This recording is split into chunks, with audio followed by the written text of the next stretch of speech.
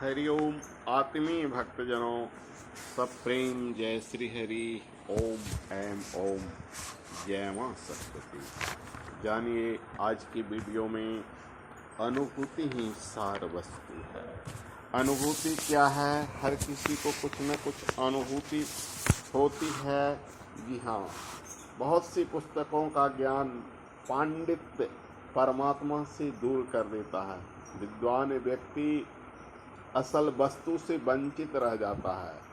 वह परमात्मा का वर्णन तो खूब कर लेता है, पर उस शुद्ध आनंद का आस्वादन नहीं कर सकता है। उपनिषद में ज्ञान के प्रसंग में बुद्धि की अप्रतिष्ठा बताई गई है।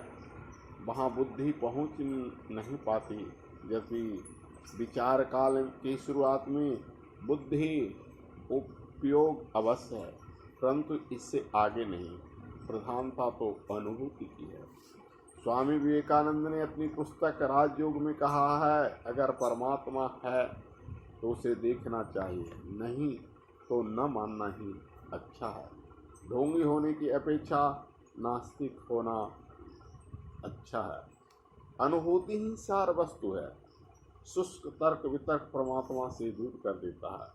विवेक चूड़ामणि में भगवान शंकराचार्य कहते हैं, आत्मा को अखंडानंद स्वरूप जानकर मन की वृत्ति को उससे जोड़कर परमानंद का भोग करो। पोथी बातों से क्या लेना है? व्याख्यान देने की कला, शब्द विन्यास कौशल, शास्त्रों का सुंदर ढंग से व्याख्या करना, ये सब तो पंडित के भोग के लिए है, मोक्ष के लिए। मोक्ष तो सिर्फ अनुभूति से मिलता है। आप देखते होंगे बहुत सारे लोग विद्वान विद्वता में कम नहीं होते हैं, लेकिन मंच से उतर जाने के बाद आप उनके पीछे अगर चलिए तो जो वक्ते हैं वे अपने जीवन में नहीं उतारते। लेकिन वो व्यक्ति महान होता है जो बोलता है और अपने जीवन में उतारता है। महानता उसके पास होती है। रामकृष्ण परमहंस कहते थे, अपने को मारने के लिए एक चाकू बहुत है, दूसरों के मारने के लिए एक बंदूक या तलवार सब चाहिए। इस प्रकार आत्मा की साक्षात्कार करने के लिए शास्त्र की एक दो बातें ही बहुत है। हाँ, दूसरों का समाधान करने के लिए बहुत से शास्त्रों की आवश्यकता है। अनुभवी संतों का संग भी करना चाहिए, जिससे कि बुद्धि शास्त्रों के जंगल में भटक न जाए। किसी कवि ने बड़ा ही मार्मिक के दोहा लिखा है, पोथी पढ़ पढ़ जगमुआ, पंडित भया न कोई, ढाई अक्षर प्रेम का, पढ़े सो पंडित हो। पोथी पढ़ पढ़ के तो बहुत सारे जो विद्वान आए और चले गए, लेकिन कौन असली पंडित है? असली पंडित तो वही है जो प्रेम करना जानता है, हर जीवों से प्रेम करना जानता है, किसी जीवों की हत्या करता नहीं, किसी जीवों का दिल को ठेस नहीं पहुंचाता। पंडितों का लक्षण में भी तो यही बताया गया है, आत्मवत सर्वभूतेषु यः पश्यति स पंडित। जो आत्मा की तरह सभी जीवों को देखता है वही पंडित है। अपनी आत्मा की तरह सभी को जीवों को देखना यही अनुभूति है। अगर आपको कोई सुई चुभा दे तो कितना दर्द, तो वैसे ही किसी को अगर सुई चुभ जाए उस दर्द का अनुभव यही अनुभूति है। भगवान हैं, इसकी अनुभूति प्राप्त कीजिए।